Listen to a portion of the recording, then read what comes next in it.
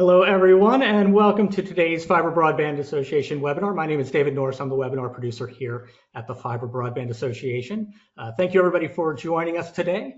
We are excited to have Preseem with us today. We've got Matt and Jeremy joining us, and they are going to be going over the ISP Network Report 2025 launch. So Preseem's ISP Network Report, which should offer some great insights. So we're looking forward to that.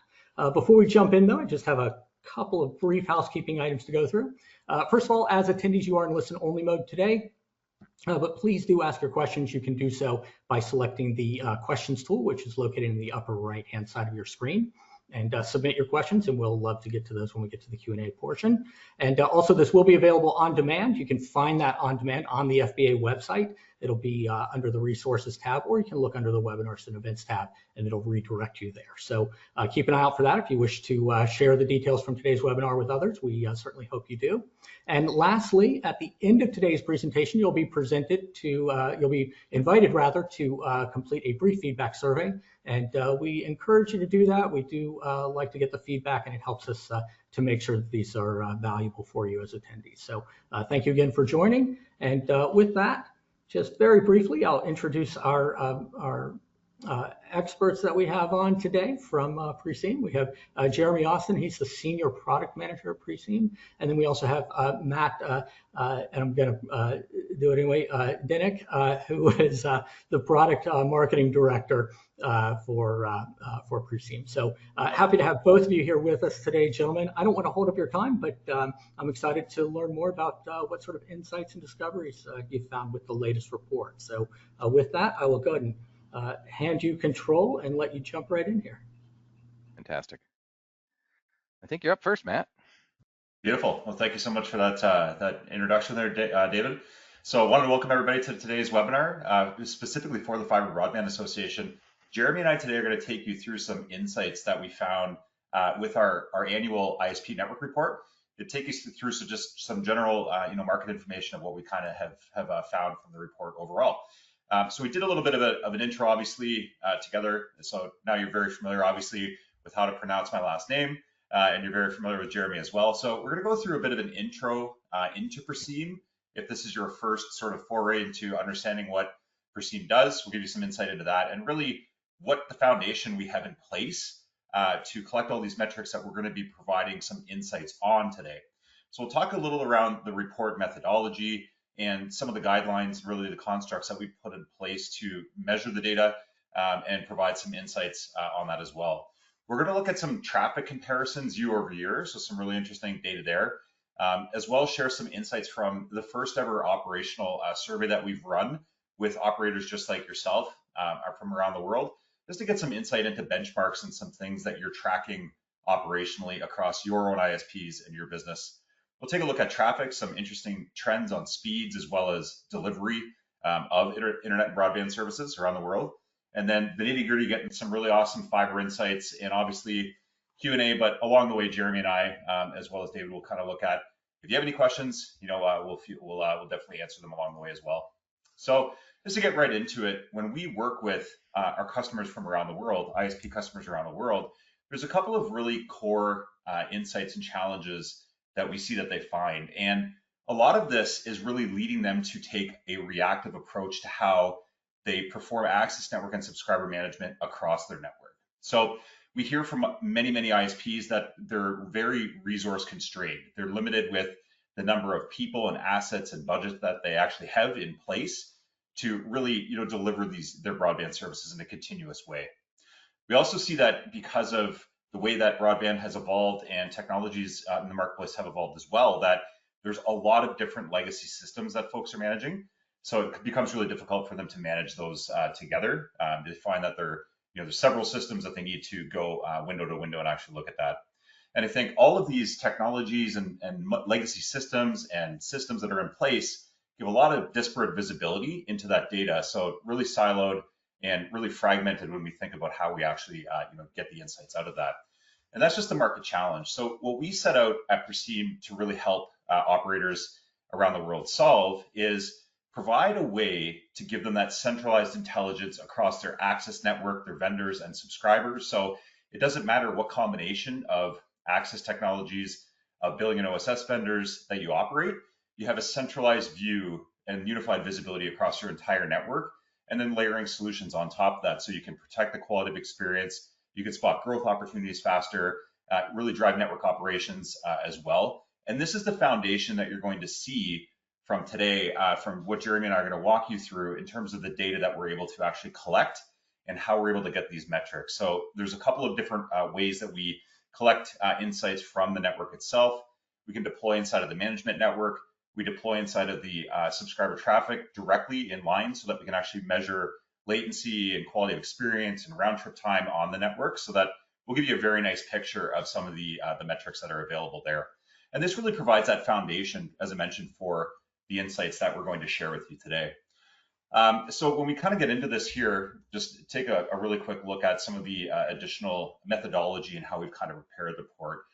Jeremy, do you want to talk about this? Sure. Absolutely. Yeah, thanks, Matt. That's a great overview of what we do. And we have over 400 ISPs worldwide, predominantly in the United States, but we do have fairly good global sampling as well. And we collect billions, I mean, maybe even trillions. The last time I ran the numbers, it was close to trillions of metrics per day. And we're measuring, as we saw on the previous slide, we're measuring not just the what the network equipment is telling us, but we're actually measuring the payload that the customer is receiving, the internet traffic that they are generating and that's being downloaded to them. So when we walk through some charts that I'm going to be showing you shortly, I will be explaining when we're looking at customer payload and when we're looking at equipment performance.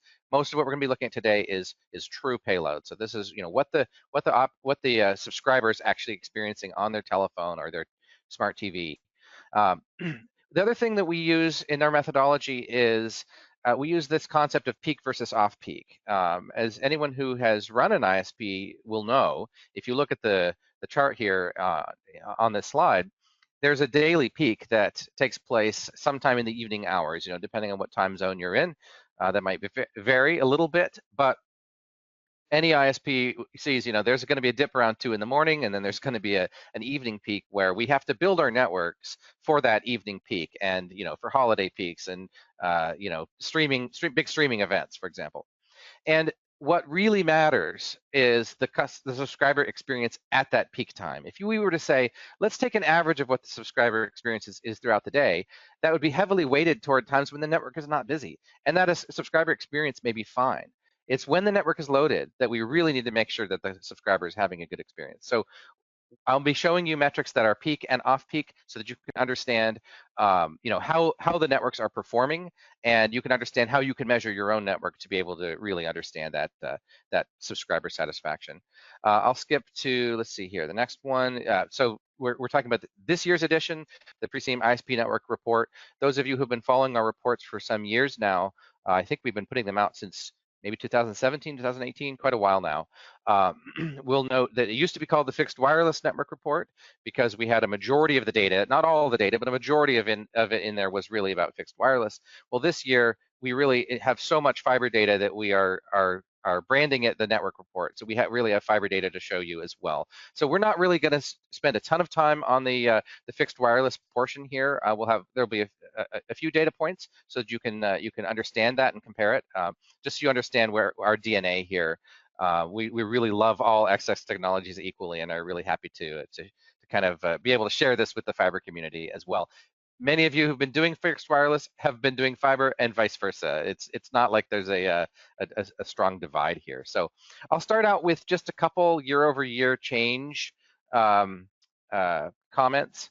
So this period that we're reporting on is October to October, so it's quite fresh. 2023 to 2024, and in the active subscriber download, we are seeing, so active subscribers would be subscribers that are actively using the network, not just the median user or the average user. This would be subscribers that are actually active. When they're active, they're averaging about 7.5 megabits download. This would be across all the times of the day. That's up from about 6.5 megabits per second. So if you're thinking about, it's one of the ways that you can calculate your peak busy hour load would be to look at how much bandwidth the average subscriber is using. That puts us at about 12.7 gigabytes per day in the median. I'll show you some more on that as we go in, and that's averaging just under 400 gigabytes per month of that median user. So if you're thinking about in terms of if you're doing usage-based billing, that it gives you an idea of what you'd expect to see for that median user. We're seeing some latency improvements again. One of the measurements that we stress heavily, because this weighs into factors into quality of experience. Packet loss and latency are really important for the end user to have a good experience. Those numbers really need to be optimized, and that doesn't matter what access technology you're on. We'll dive into that in greater detail, but we are seeing improvement year over year. Even as traffic has risen, latency is still going down, which is fantastic. I'm gonna hand it back to Matt for the results from our ISP operational survey, and I'll be back with you shortly. Thanks, Jeremy. Yeah, this is something as well as the fiber metrics that we're including in this year's report that we wanted to get a sense for how folks are doing operationally when we look at the entire ISP base around the world. And something that we wanted to look at first was this concept of customer satisfaction or net promoter score. So something that we looked at across the survey is we asked a simple question of, is it something that you measure? Do you measure customer satisfaction metrics like net promoter score? And if you're familiar with net promoter score, this is actually something that takes the net detractors and net promoters and gives you a score effectively out of 100 or minus 100 as well if it goes negative. Typically in telecom, what we see is it is the worst performing industry from a net promoter score perspective at about 31. So very positive, I think, results here from the net promoter score survey, in that we see many operators reporting that they see scores of over 61, which is a world-class number. So, pat on the back there, but incredible number to shoot for. And I think is a testament to the investment that you've put in the network across the fiber network and your customers as well, and really the strong brands that you've built. We also wanted to get a sense for what churn looks like on average. So what's a good number to shoot for? Am I doing well relative to my peers? And something that was really interesting is that most of you say that your annual churn rate is less than 3%, which is a very, very strong number. We did see that there were quite a few that reported churn higher than this, but overall, this gives you a really good operational benchmark to shoot for. And then what percentage of network related, of support tickets are actually network related? When we asked this question, we wanted to get a sense for, is this something that you measure? Do you have an idea of what this looks like today? And we see that a good score to shoot for, or a good number to shoot for from a benchmark perspective, is less than a quarter of your support tickets being like network related. And this is slow internet, laggy internet, etc. And then also wanted to get a sense from a customer support perspective, how quickly you're able to resolve some of those customer support calls that come in. How quick can you resolve them? And we see that on average, the folks that responded say that it takes them less than an hour, which is a very healthy number.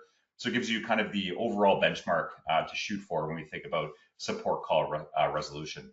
Just want to highlight one really cool thing that kind of came out from the annual churn metrics here. And something that we wanted to see is, does churn affect smaller ISPs more acutely than larger, big incumbents? And something that we saw from the survey is that there typically is a correlation between the size of ISP and the rate of churn. So I think this really speaks to the highly competitive market that obviously you operate in, but we really wanted to see that smaller ISPs are actually affected more adversely than larger incumbents. So something to keep in mind, that a great benchmark to shoot for is obviously less than 3% churn, but also thinking about some other things that you can do to improve net promoter score and really drive those churn numbers down even further. So when we think about net promoter score or even customer support, we wanted to get a sense for if there's is there a trend between efficiency gains and as you grow in size from number of subscribers. And that's something that we actually see that there is, as you get larger, that there is actually efficiencies gained based on the number of full-time support technicians or full-time support folks that you actually have supporting the number of subscribers. So while shooting for a benchmark of less than an hour of support call resolution time, very, very good benchmark.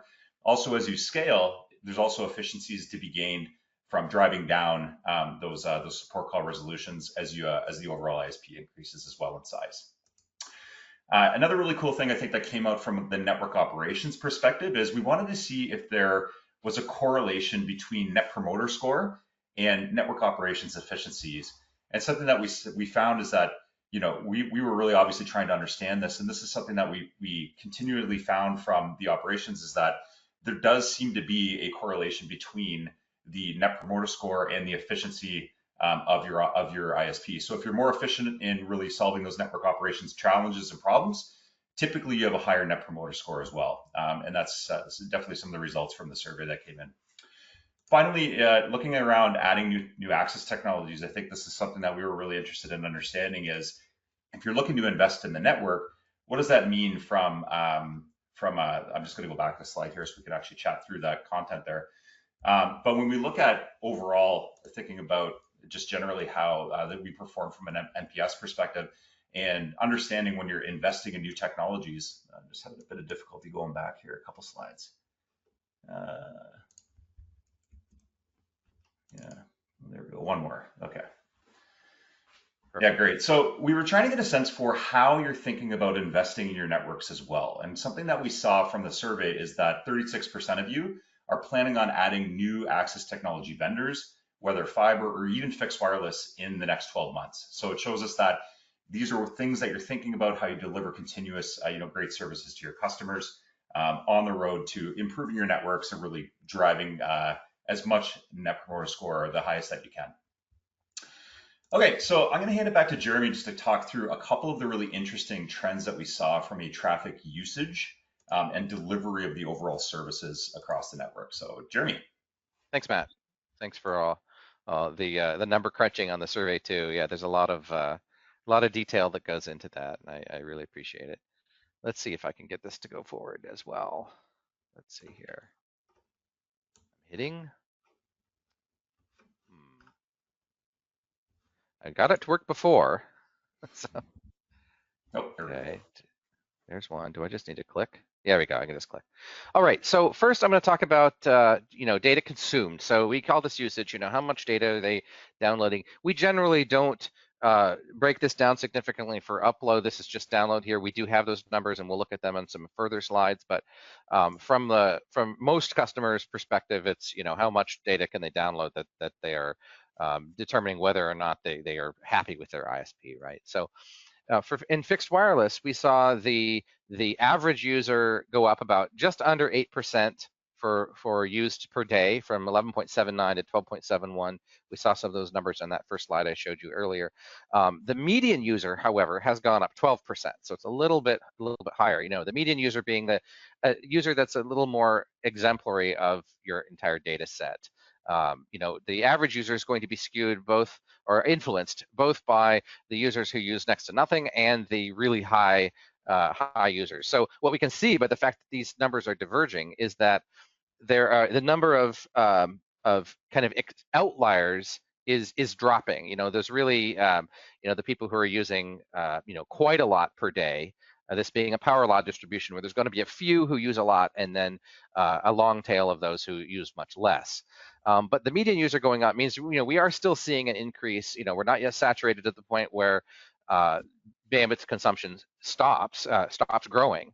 We're still seeing growth, but we are beginning to see a tapering off of this. And other metrics from around the internet industry have backed us up on this, that we are beginning to see kind of the top of the S curve, where if video is, you can only have so many hours per day, and the resolution doesn't need to increase anymore. We're already kind of at the limits of what you can perceive with 4K and 8K, and I imagine as more things are locally generated using AI, we're going to see that number continue to, it'll still continue to grow, but the rate of growth is going to continue to drop. So we don't have the year-over-year change for fiber because this is the first year that we're reporting on fiber.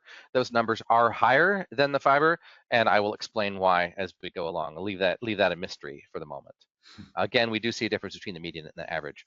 This is one of my favorite charts. So one of the things that we get asked is like, okay, how much does the average user use at peak busy hour, at that evening time of the day? And I say, well, where where in the world are you, right? We have parts of the world where they're selling very small plans, and the peak busy hour load is pretty low. So this really does form a lovely bell curve distribution. What we're seeing here on the x-axis, on the horizontal axis, is the download peak busy hour, and on the vertical axis, we're seeing the upload peak busy hour. So we're still seeing a trend. This is similar to what we saw last year, a trend of down to up at about 8-to-1. So what this tells you is any plan that is at 10-to-1 or greater in the download direction is constrained in the upload. For example, I know a fiber provider that sells a 2 gigabit by 50 megabit plan. That plan is absolutely going to be constrained in the upload. 100 by 10, it's going to be a little bit constrained in the upload. 100 by 20 will definitely, there won't be any constraint by comparison when we look at that ratio. So the average, this global peak busy hour subscriber is still right around 4 megabits. It's up a tiny bit from last year. It hasn't moved as much as you might think. We're seeing more usage at other times of the day, for example, but the peak busy hour hasn't moved as much as you might think. So in this particular case, I did not break it down by technology, despite the fact that it says so in the title, because we do not see a difference between fiber and fixed wireless in this particular chart.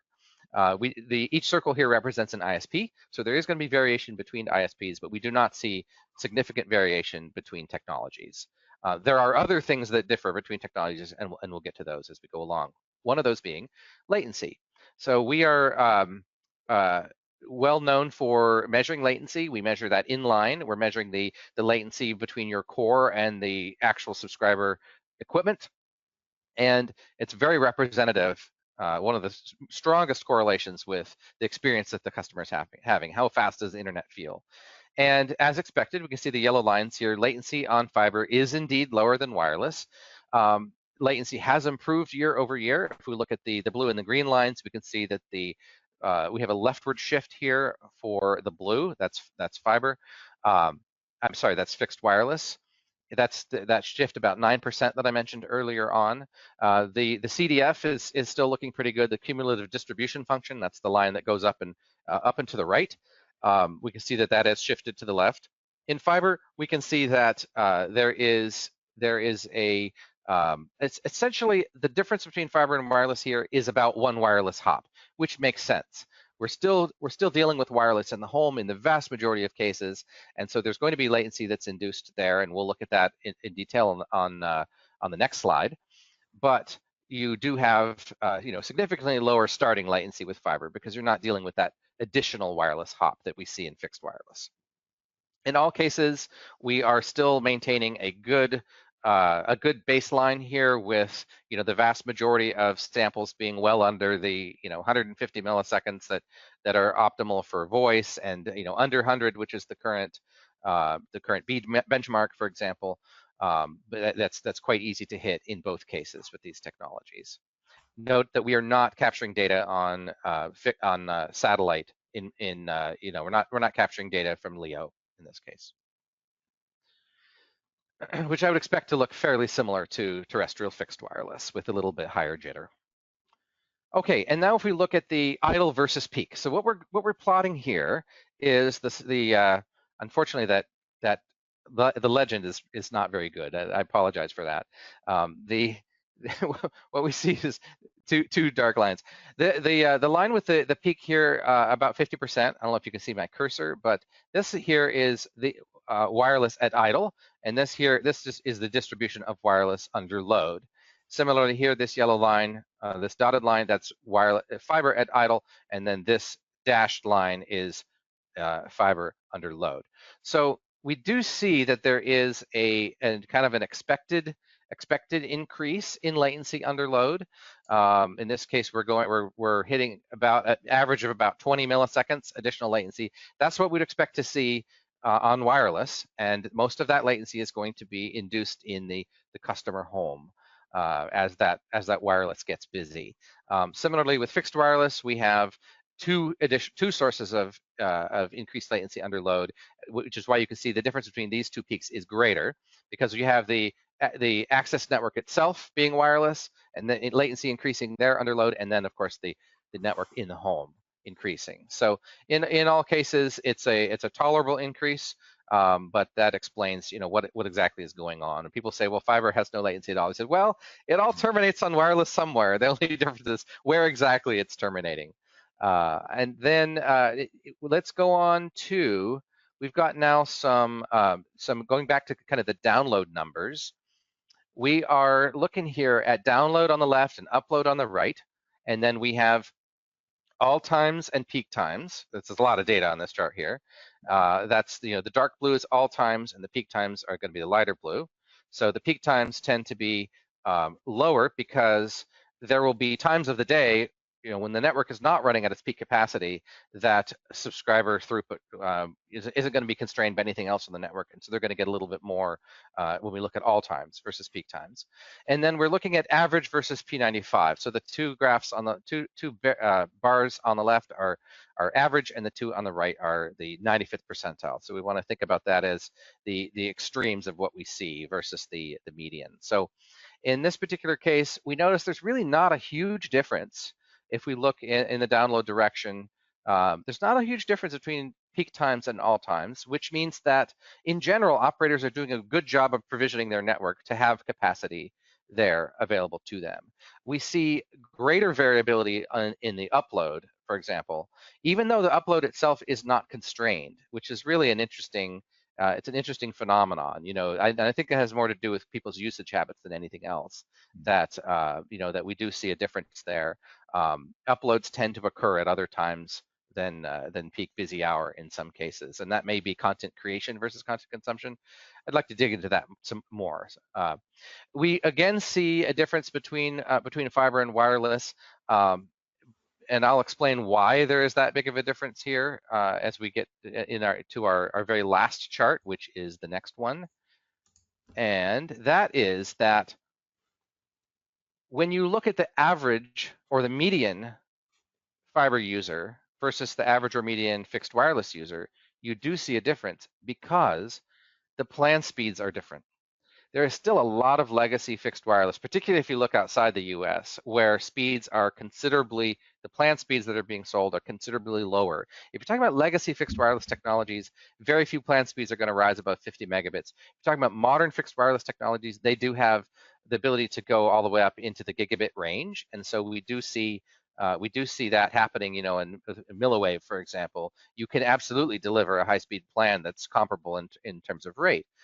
Even the multi-hundred megabit plans are going to be very comparable. So if you look at these dotted lines on the left here, the yellow is the 50th percentile, and the green is the 80th percentile. So this is of all of the users that we're collecting data for. We see that there is a kind of a cliff here below about 75 megabits per second, where the total amount that they can consume drops at all the way down to zero at the no plan end, because in those cases they're being constrained by the plan. That is, they would use more if they had it. Once you actually get to higher speed plans, when a user is active, as we know, the active demand is not actually that great. So usage itself still continues to rise, but it continues to rise much more slowly. We've observed this trend for a number of years now, and this is the first year where we're showing it fiber versus wireless. And in fact, in our data set, fiber users actually consume less than fixed wireless, but not by a statistically significant amount. As you look at these general slopes, as we head up toward 500 megabits or so, we see that they continue to grow at the same rate. The differences in customer usage in fiber versus fixed wireless are due to the fact that on fiber, we only sell high-speed plans. And so if you take the same plan speed, the delivery method is really irrelevant in terms of what the customer is going to be able to use, and to a large extent, the customer satisfaction, if you can keep latency and quality of experience within a reasonable band. So I just wanted to point that out. This is one of the most fascinating things that I've discovered, because if you were just to compare technology versus technology, you really have to compare apples to apples by looking at what is it that they're actually selling. Is it the same product? If somebody is selling, and we have customers worldwide who are selling 10 megabit fiber plans, some place that's not the United States, And those users are going to be having a similarly bad experience as someone on a 10 megabit fixed wireless plan. The access technology is not really a big differentiator here. We want to get on to the Q&A pretty shortly. We've got some questions that came in beforehand. Thank you for those, and we'll be taking questions live as well. But before we do that, I want to just do a quick recap and talk about what's in the full report, because this is not everything. This is just a small sampling of what's in the report. So as we said at the top of this thing, Matt pointed out that below 3% churn is a really great benchmark to be aiming for. Latency year over year has improved 9%, which I'm delighted to be able to report that. That's 2 years in a row we've seen that. Subscriber usage, we are beginning to see a usage slowdown year over year. It used to be that you could count on double-digit percentages of growth, and we are not seeing that to the same degree that we used to. Fiber, good latency, same delivery. Essentially, if you're talking about a 200 megabit plan, the access technology is irrelevant. If you're talking about a 2 gig plan or a 10 gig plan, fiber can deliver that today. In the report itself, just showing kind of the table of contents here, we've got that operator metrics section that Matt walked us through quickly. We have the subscriber metrics that I showed you some of those. We've got lots of detail on what is good latency and what contributes to a bad customer experience when latency rises or is variable. Subscriber usage, and then we have lots of metrics on fixed wireless for those of you who are interested in or deploy fixed wireless today. There was a significant section there in the report on that, which reminds me that I completely forgot to do the polls. Matt, do we want to do any of the polls? Sorry about that. Yeah, I think for me, I'd love to know. Okay. Yeah, if there's like maybe we do the like if there's any plans. I'd love to hear from the folks on here if they have plans on deploying other access technologies like fixed wireless. Sure. Why don't we do that? David, can you help us with that? Sorry about that.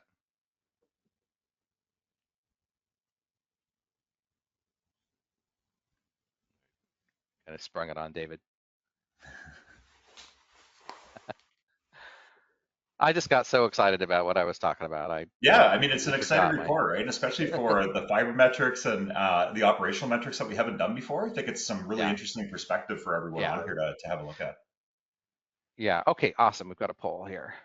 So if you have a chance to fill this out before we get to the Q&A, we found this really interesting when we did ask this question when we were doing our operator survey, because we wanted to understand, what percentage of the people who read our reports, who attend our webinars, are involved in these, kind of, you think of them as a hybrid ISP, and it's a really high percentage. We've seen this trend happening for quite some time, and there's some of the largest network operations in the States today are very much hybrid operations. We find that really fascinating. Okay, we've got a few responses here. Let's go ahead and share that.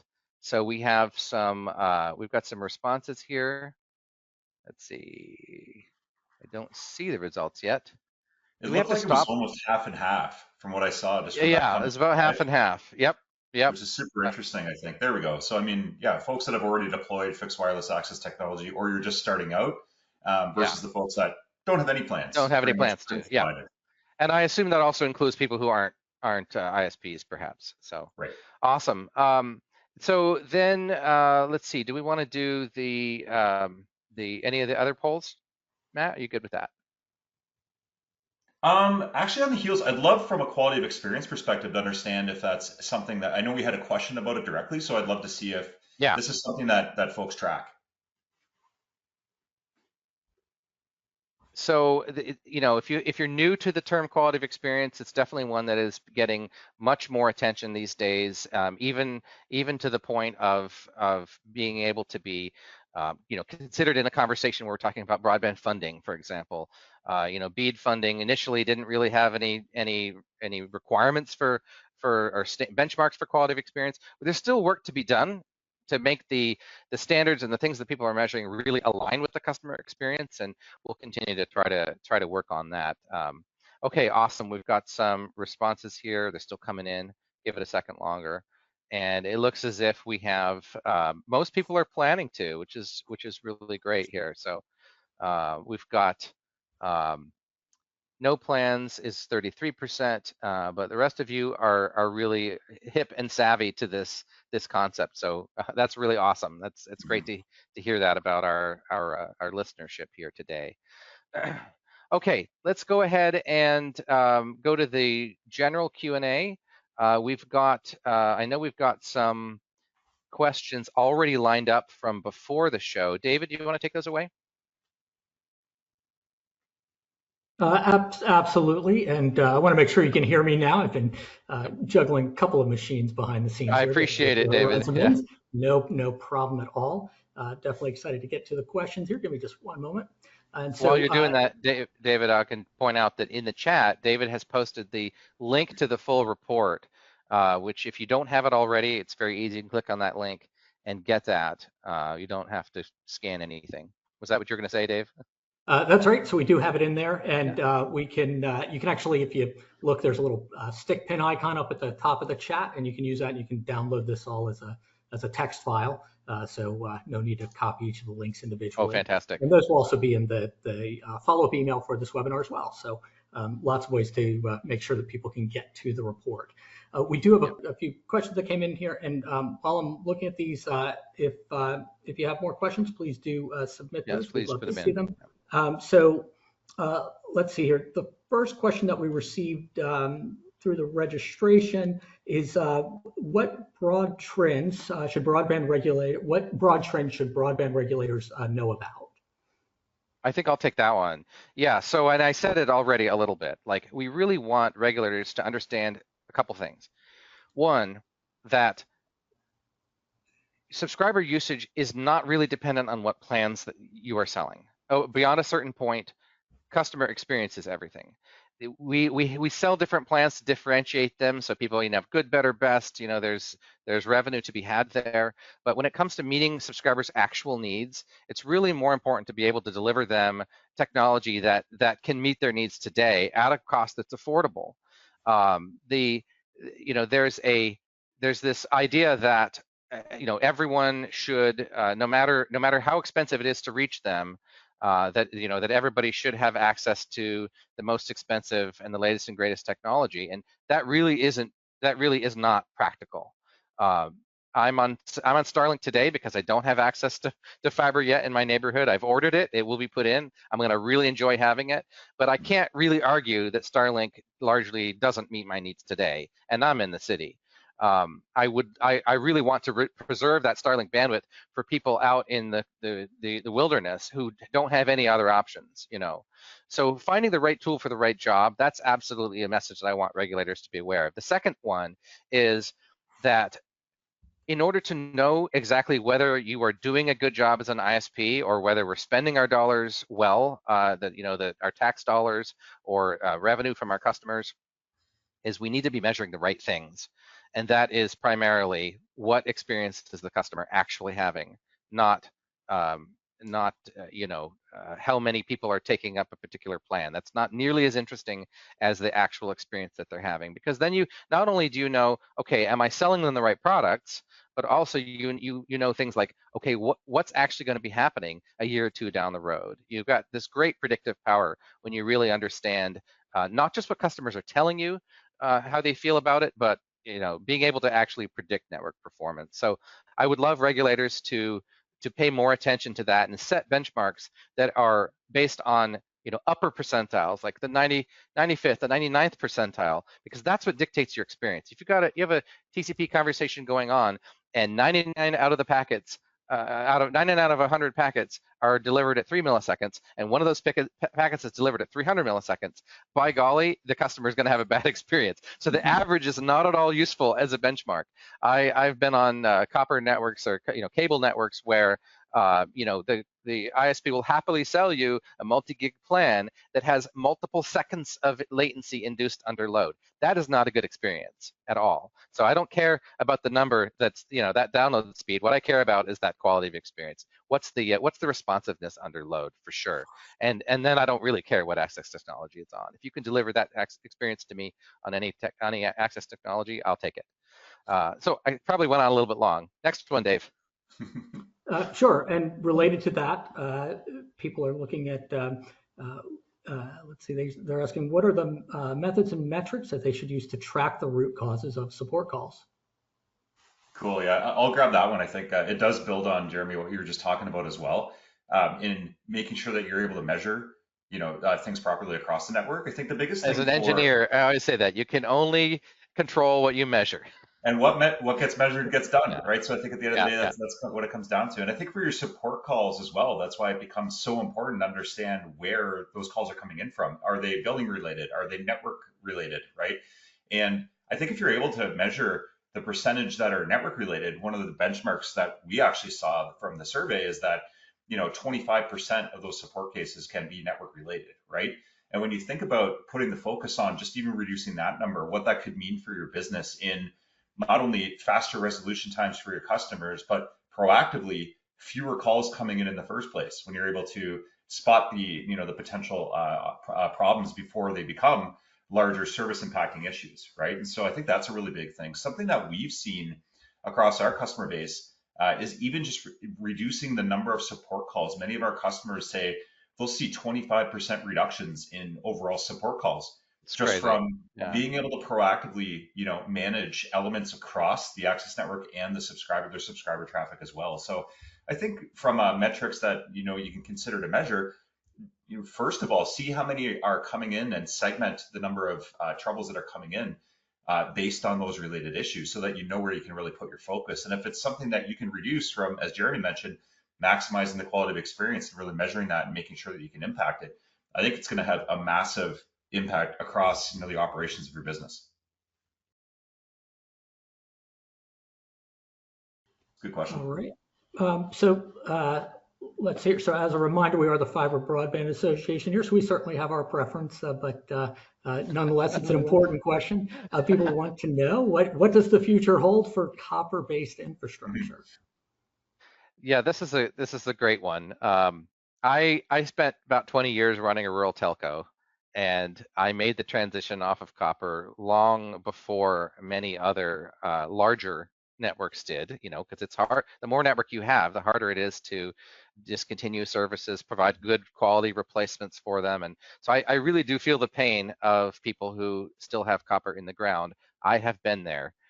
Before I was a product manager, I was an engineer and ran a telco, and I'm assuming in this case we're primarily talking about DSL. So it's obvious that the cost of maintaining legacy copper is continuing to rise, and revenue is continuing to decline. We had AT&T reported recently, that they're really only going to be able to replace copper with fiber in about half of their footprint, and from a cost effectiveness standpoint.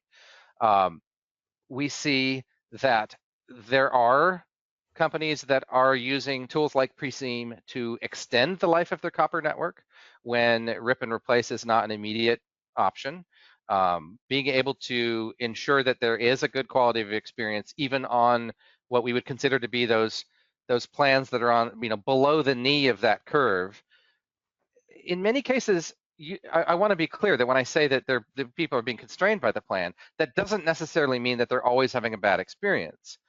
It means that it's going to take longer to download something. That is not, if what you're looking for is, oh, I need to be able to download this large file, then maybe you would say that customer's experience is being degraded. But if your experience is, I want this to be interactive, I need to be able to watch the occasional streaming video, there are still a number of basic metrics that we can hit with a copper network.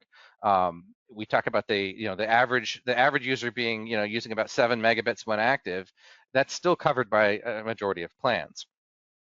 So operators can use Preseem to extend the life of the copper-based network, but the vast majority are finding ways to either move to fiber, or, as I did when I initially moved to fixed wireless, as a transitional stage to fiber. It certainly is. It can be very cost effective to do so. So I'm not going to speak to it at all from a regulatory perspective. I try to stay out of that these days. But there's still some life. What I can say is that we know that services above that knee are let's call it 75 megabits to just pick a point on that curve. those users who are on speeds greater than that are really not experiencing the same pain as users that are below that. So you definitely find an appetite for higher speed plans. With fixed wireless, you can deliver, with milliwave networks, you can deliver some really high speed plans if you have the ability to get close to your customer for that. Obviously, with fiber, the sky's the limit on what you can deliver to your customers, and it really just comes down to how much is that plant costing you to maintain. So I hope that answers your question. Thank you. It's a great one. Mine is just my opinion, but I have been there, and I've lived through that process of migrating completely off of copper, which I'm very happy to say I managed to do. But I became very unhappy with the fact that we really could not push speeds over copper as customer, particularly when customer demand was 17-25% rise year over year. We just could not do it on copper 100%. Any other questions, Dave? How are we doing? Looks like we have a little time left. So we do. In terms of the questions, that about wraps us things up here. But I wanted to just hand it back to you and Matt to see if you had any other key takeaways that we should be aware of, or last words here. Just as a reminder that link to that report is in the chat right now. So I encourage you to go and look at the report. It's great information. And there's also a link to Preseem and product tour, so you can get a better idea of what Preseem could do for you as well. But with that, let me go ahead and I'll hand this back to Matt and Jeremy. So anything else to add? Any last words, Matt? Yeah, thanks, David. I think this has been awesome to connect with everyone here from the Fiber Broadband Association. And the report, really what we want to do is give you some insight into what we're seeing globally. A lot of questions that we get from customers, when we talk to them from around the world, regardless of the access technologies that they operate, is I don't know what to measure myself against, right? So hopefully in downloading the report and going through some of the metrics and the insights that Jeremy and I have even provided you today, that'll help to at least set you along, the lines of actually measuring your performance against your industry peers. And I think that's what it comes down to, is just helping everyone here on this call and really across the industry get better visibility into the quality of experience that you're delivering to your customers. And I think it starts with understanding what the benchmarks are for quality. Yeah, I agree, Matt. It's really about demystifying, demystifying the numbers. Instead of it being something that is intangible that you can't measure, we say, no, you actually can. You can measure the quality of experience. You can measure exactly, customer satisfaction is something you really can predict, and you can understand the relationship between network quality and customer satisfaction, and that is independent of access technology. I have been on as many badly managed fiber networks as I have any other kind of network. So I really do. It's fun to be kind of new members here at the Fiber Broadband Association, and we look forward to seeing some of you at the shows. I've been going now for a couple of years, I think, and we'll be back. I think, Matt, we went to the fiber show this year, didn't we? Yeah, Fiber Connect, Nashville. Yeah, Nashville. We'll be back at the next one. So looking forward to seeing y'all there. And of course, here's our email addresses on the screen if you want to send us some questions afterward. Matt's put together some really nice kind of do-it-yourself demos on the website, which is a really easy introduction to Preseem. It doesn't require you handing out any information. So, and of course we have that 30-day trial that we mentioned at the top of the show. So love to hear from y'all, and it's been really great sharing this stuff with you. Well, we certainly appreciate it. It's great perspective, some different information than what we've seen from others as well. So certainly appreciate that. I look forward to reviewing the report in more detail, and I'm sure we'll have more questions. Please do continue to ask the questions and follow up with me or with Matt or Jeremy. We can certainly get your questions to them. And I couldn't have asked for a better plug here, so I'll go ahead and talk about this. So we do have our next Fiber Connect 2025 coming up again. We will be in Nashville this year at the Gaylord. So we look forward to seeing everybody there. And you can go out and save the date and find out information about that now. I know it seems a little bit early, but we start getting the questions early, and we want to get that information out there. So we look forward to seeing everybody out there and start planning for that today. And of course, we also have our regional Fiber Connect locations announced as well. And I think, Jeremy, am I correct that you're up in the Alaska area? So we're going to I am. I'm in Anchorage. I that. actually didn't know there was going to be an Anchorage specific one, so I'm going to definitely have to add that to my calendar. Thanks a lot, David. Yep, and we wisely saved that one till July, Yes. Travel might be a little bit easier getting up there in July. So we're really looking forward to that. In addition to Anchorage, we're going to be in San Antonio. We'll be in Philadelphia this year, Toronto as well. So we're looking forward to spending some. We're going to be in a lot of more northern places this year, which is great.